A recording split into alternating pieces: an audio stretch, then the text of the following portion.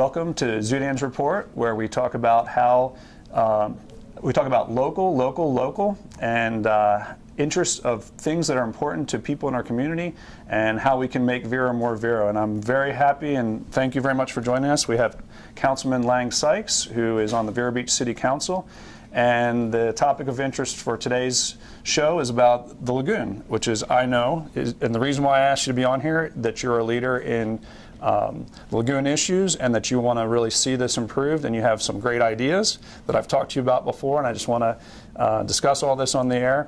I know you grew up in here. You were born in Been here my whole life. First of all, thank you, Dr. Zudan, for having me on. It's a pleasure, and congrats on the new show and on your campaign as well. So out and about on the streets and doing a great job. So thank you. I'm from Vero and been here my whole life, and been an avid angler my entire life. So I was very privileged to live in this community, and blessed to have this kind of access to a resource that is one of a kind and truly incredible. And so I have a great interest in preserving this incredible asset for future generations in this community to enjoy, and statewide as well. I've heard from some other people who grew up here that when it used to be, when you would go out in the lagoon, you could see the bottom, you could see sand, you could see the seagrass, and when you go out there now, you can't even see the bottom in 3 feet of water. There's so much muck. So what was it like? What did the river look like when you were going out there when you were a child? I think you always remember the most idyllic days when you're a little kid, and some of those conditions that kind of stick with you and resonate into the future. The water clarity issue may have been better in the past. I can recall that perhaps there were clearer days than others, but I will say that in general everything is cyclical, and especially with the environment, it's an incredibly resilient resource. And one of the things that I try and point out, just from a larger 30,000 foot view, is that conditions seasonally change all the time, and so we can have a major wind event which is going to stir up a lot of that legacy muck on the bottom of the lagoon.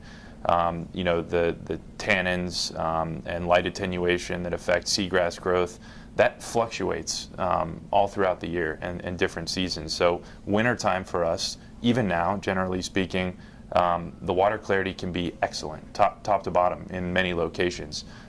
Whereas sometimes in the summer, when the water is a little bit hotter, we're more prone to vegetative growth, algal blooms, drift algae, and that sort of thing, and it can definitely affect water clarity.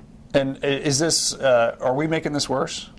Are humans? Well, I know we are, but go ahead. What is it? Actually, before we go into that, one other thing that I had heard about the way the lagoon used to be in our area, and by the way, I understand the lagoon is divided up into 5 different parts. We're in the central part of the lagoon, I guess. It goes all the way up. Where does the lagoon start? So, you kind of have North Lagoon, which is kind of the headwaters up there of the St. John's, that Titusville area, Banana River. They do not have the kind of water exchange that we're blessed with in this part of the lagoon, and that's one of the reasons we see a lot of those major algal blooms start in that area. There's not as much oxygen exchange as we have here. Frankly, our location with being bordered to the north, Sebastian Inlet, and the south, Fort Pierce Inlet, we're extremely blessed. If we didn't have those inlets, we would be in a much worse position than we are right now. Fort Pierce Inlet, in general, exchanges quite a bit more water than does Sebastian Inlet. So when you look at a geographic perspective, that kind of Cache Cay area, our city marina, is really centrally located.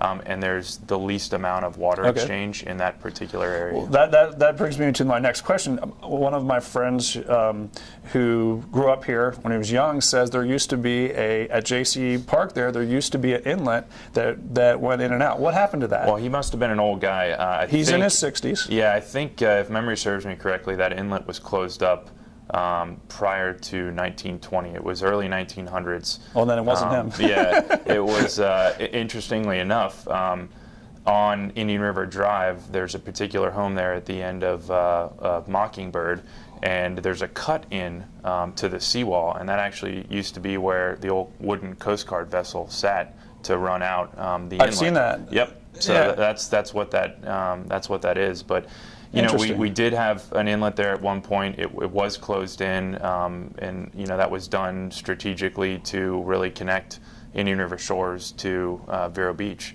And so, you know, we are lacking in what would have been, you know, a legacy water exchange in that area. However, you know, I don't necessarily see any real option or ability to ever consider reopening an inlet there. Reestablishing some kind of It's unfortunate. ocean flushing. You know, I think we'd have, you know, certainly pushback from residents in the community, but moreover, the cost, not just to open that up, but to then maintain it in perpetuity, would be extremely exorbitant. So there have been, you know, many ideas and creative ones floating around as to, you know, how we could perhaps structure a project like projects that have been done and done successfully in other parts of Florida on the West Coast. They've been able to connect the ocean to the lagoon with pipes and run a pump house, which would exchange water back and forth. The real question, though, is can we exchange enough water to justify the cost of the project?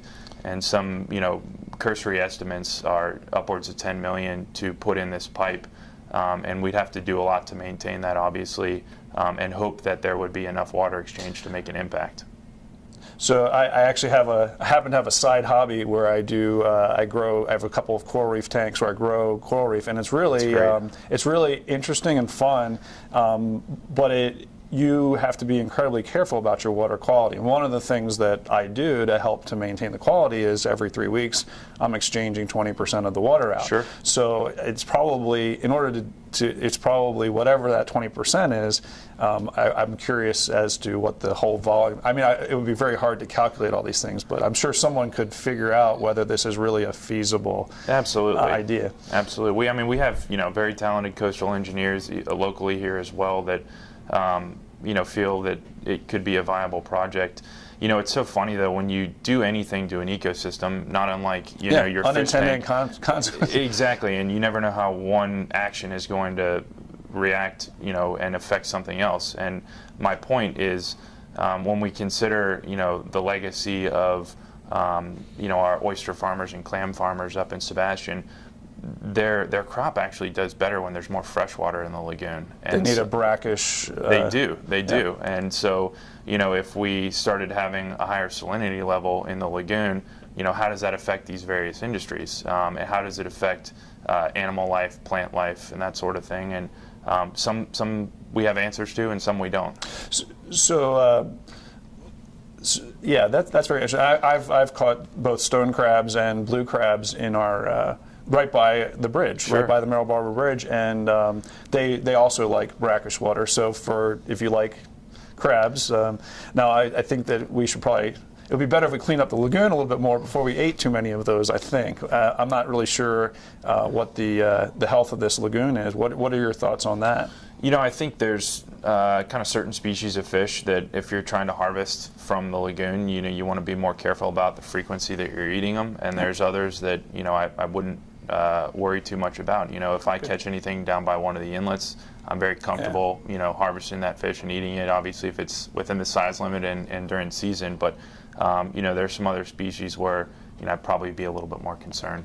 Well, we're going to come right back and pick up where we left off. And this is Lange Sykes. He's our one of our 5 city council members, and very passionate about the health of our lagoon. And we're going to talk a little bit more about that in a few minutes. Thank you.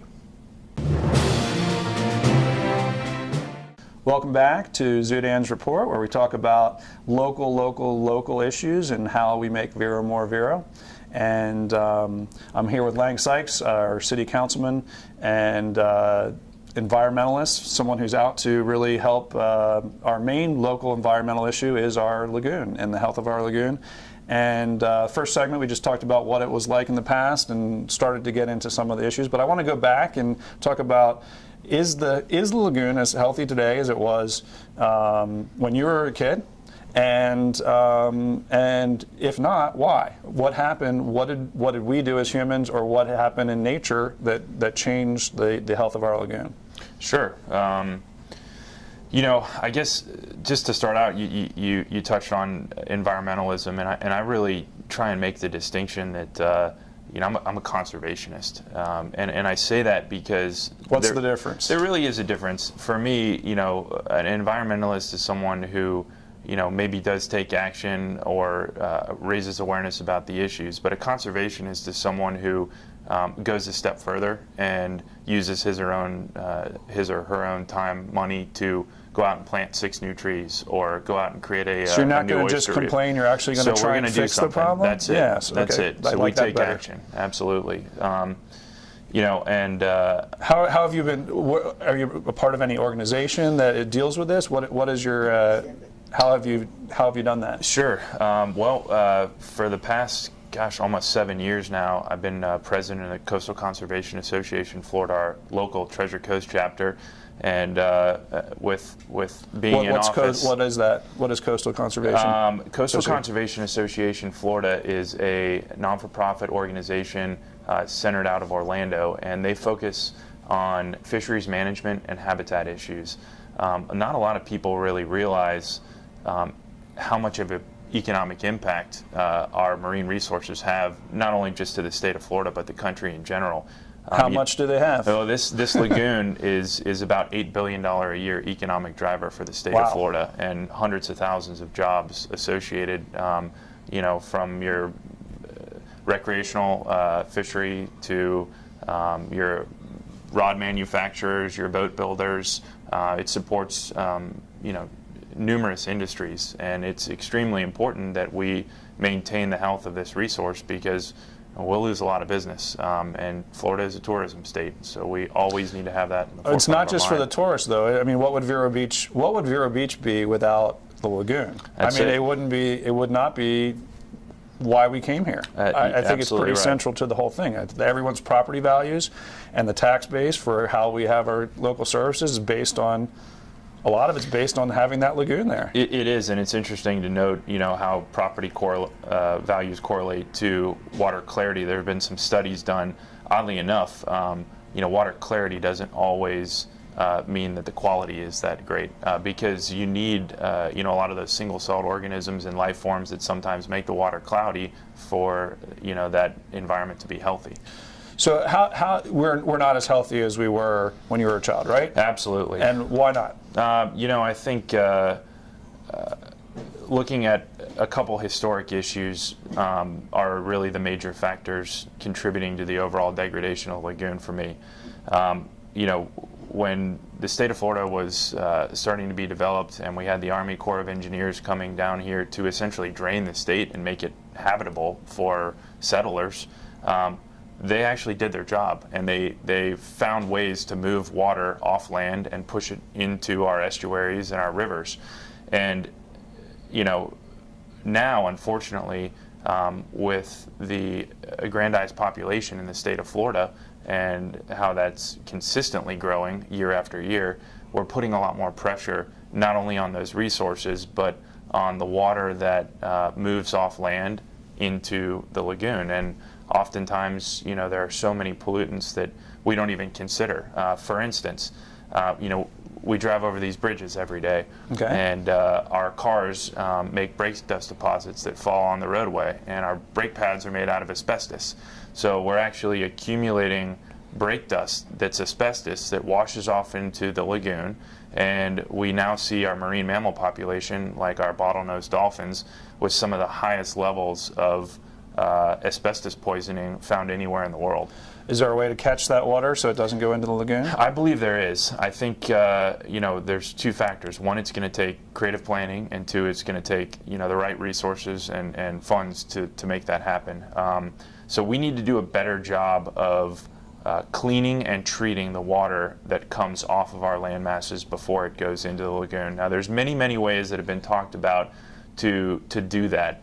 And I think ultimately for me, it's about cleaning the water before it ever enters into the lagoon. Well, what about going back a step to see how we got here? What is the source?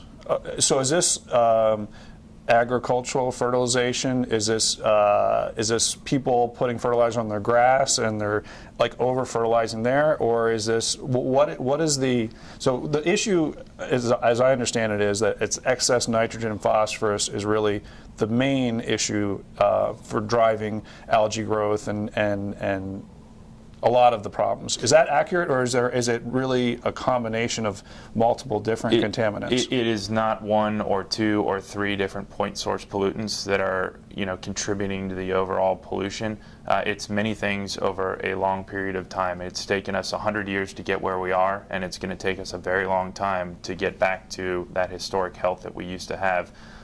There is no silver bullet, unfortunately, and so it's going to take a lot of strategic planning and, frankly, educational efforts to make sure that our citizens, in this community and in the state of Florida, understand how they can be personally responsible for helping to improve the health of the lagoon. So how do they? Is it that you don't?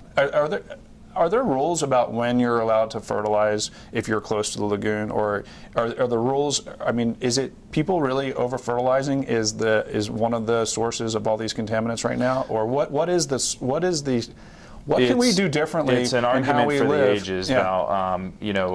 Yes, there are regulations in place, county and city, with regard to when a homeowner can fertilize. Okay. I don't necessarily like to point my fingers at anyone. I like to make sure that people are aware what these causes are, and then adjust accordingly. So I think people really do want it to be healthier, and if they understood, they probably just don't understand that what they're doing is harming the lagoon. They would change their behavior in a minute because they want the lagoon to be healthy as well. So what is it that they're doing that they need to change? Sure. Well, I mean, it's important to make sure that, for one, septic tank leaching has been an issue. Not necessarily when you're extremely far removed from these bodies of water, but you do have lateral leaching. And so, if you're in a community and have a home that's near the water, it's very important for the homeowner to make sure that their septic system is functioning properly and that they're putting the right kind of beneficial bacteria in there to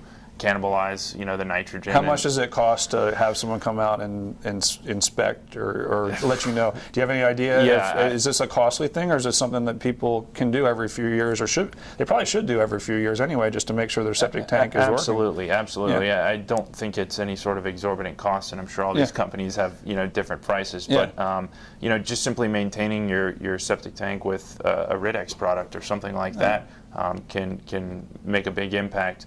I don't necessarily, I'm not a big believer in pointing, huge fingers at agriculture because they've been one of the biggest economic drivers in the state. But, we have had issues in the past using these very strong chemical synthetic fertilizers that are extremely efficacious, and, oftentimes they don't break down as quickly as we'd like, and they end up in the drainage canals and in the lagoon.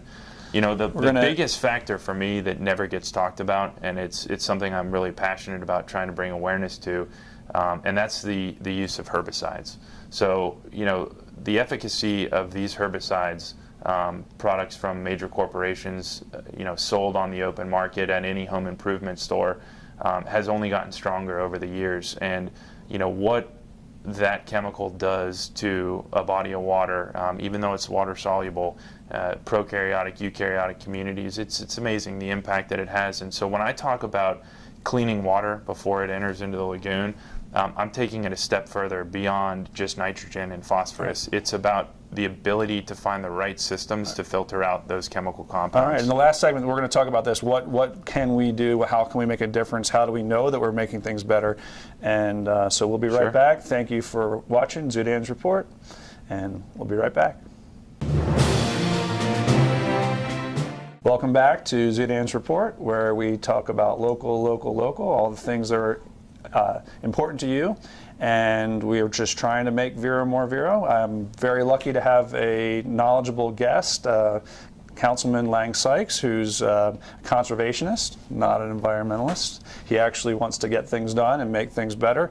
And he grew up here in Vero Beach. He spends a lot of time fishing and doing other things on the water, enjoying our community, the culture of our community. We talked about the lagoon being central to our culture. Vero Beach would not be Vero Beach without the lagoon and the beach. Sure. I mean, that's really they're central to having a great life. I personally chose to come here. I wasn't born here, but I've been here for 15 years, and the environment and being outside and having stuff to do with my kayaks, my paddle boards, and boats and things like that is really one of the great things about here. And I like being able to get some stone crabs on the river, and hopefully I'm not hurting myself by eating too many of them. But you'll survive. I'll survive. That's right. Like you said, it's a good way to go. Yes, yeah. Absolutely. So we're going to talk in this last segment about what we can do, and I want to focus on. There's a lot of stuff that individuals can do, and I think maybe local government can do more to explain to people what is healthy for the lagoon, what behaviors, what actions with fertilizing your yard and things like that. But we're also going to talk about what things government needs to step in and help to make this better. And we kind of touched on some of the stormwater. And I also want to, as we go through this, if we can talk about how cost effectiveness, because there's a limited supply of money to try and clean this up. So when we do spend money on things, we want to spend it on the things that are most effective. And I'd love to know, in business, there are benchmarks, there are ways that you can see whether you're doing stuff. How do we know if what we're doing is making a difference and whether it's really worth that cost, or should we be spending our money on something else? So sure. That's a big question. Yeah, and I'll do my best to answer it as succinctly as possible. So, I think one of the things that's frustrated me over the years is when you look back, it's really been within the last 5 years that the health of the lagoon has been a big kind of bandwagon issue. Those of us who spent a lot of time on the water noticed a decline a lot, earlier than that. But because of that push to try and do things, I think unfortunately a lot of the efforts have been splintered because an organization will pop up here and pop up there and pop up here. And we really need to be trying to focus on how to bring everyone together to work on projects that are actually going to have a measurable impact. You talked about ways to understand how we're making a difference. And, you're a scientist, so you understand the importance of a baseline study. We have historical data from incredible members of the scientific community. Dr. Grant Gilmore, who's been studying this area for the last 40 years, is a Harbor Branch scientist. We have resources right here that we need to be utilizing to really understand how we move forward and how and when, if taxpayer dollars are ever used for these kinds of projects, we're doing it responsibly and in a way where we'll actually have a measurable impact.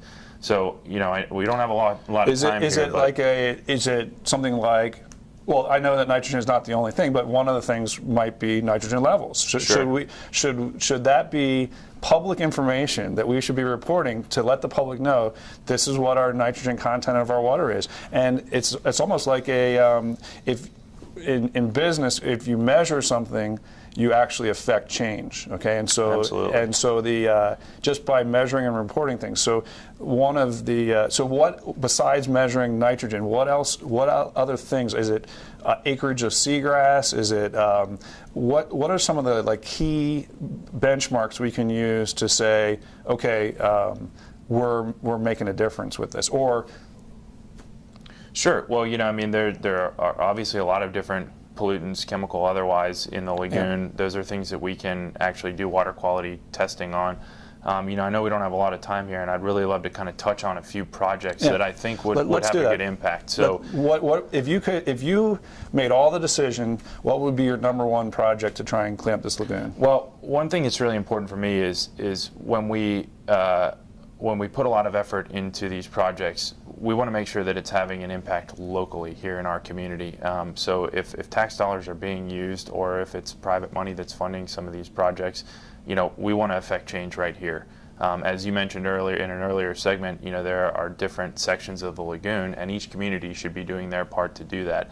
With respect to finding sourcings of funds, you know, you have various government agencies that are constantly looking for new, well-designed projects that they would give a 50-50 grant to. There is a lot of opportunity out there to get money right now because, as I mentioned earlier, it's a bandwagon issue. Yeah. You got it. But with respect to a couple actual projects that we have planned in this community, we started something called the Lagoon Legacy Project, and the idea is just that, to preserve the lagoon, this resource for future generations. And so we've designed a series of 9 projects here locally within actual city limits and then outside in county limits of projects that we feel will have an impact. You know, oyster reef rehabilitation projects have been proven to actually be successful for water quality issues. Each oyster filters 50 gallons a day. Coastal Conservation Association Florida has started huge initiatives across the state. That's really amazing. 50 gallons of water 50 per gallons oyster. of water per oyster. So you put these mats, the oyster mats out, and then it just, the oysters just start growing on the shells, and then there's some filter science the water behind it. Yeah, we get permits. We set spat traps. So you have oyster spat that's floating in the water column during certain times of the year, and these mats attract the spat, and they adhere to that surface area and create new oyster growth. You know, we like the idea of putting these oyster reefs near water outfalls, so that we have a filtration system naturally right there. I think where the canals drain into the into the river. And I think at some point, you know, we really need to address the technology that we have in various industries to filter mass amounts of water, and that will be something that is going to be imperative in the future, is to clean the water before it ever enters. How effective are the I've heard of these the shallow water, basically marshes that you run the water through. How effective are those at cleaning water? I mean, I think they're very effective. Is that one of the projects in the? Yeah, we've had some success with Spoonbill Marsh. You know, there's always, as we mentioned earlier, you know, if you do something, you have an effect in a different area. And you know, we have such a delicate ecosystem here. One of the things there's some great science behind is these aeration projects, and the concept there is where it's getting rid of the oxygen is getting rid of the muck, or essentially. So they're very rudimentary, simple pumps that are pushing air down into the water column. It's disrupting the legacy muck and the acid layer on top, and it's allowing that legacy muck full of carbon to naturally oxidize and get rid of itself. This is awesome, and I really apologize because we're out of time. Well, and we'll have to do it again. I'm going to need you to come back because Absolutely. this is integral to our community, and we love living here in Vero Beach, all of us, and we came here for a reason, or we were born here, so I guess that's a reason too. But we want to take care of our lagoon, be good stewards of our environment, and thanks a lot for coming on, Lange Sykes from the City Council. Pleasure. Thanks for having me.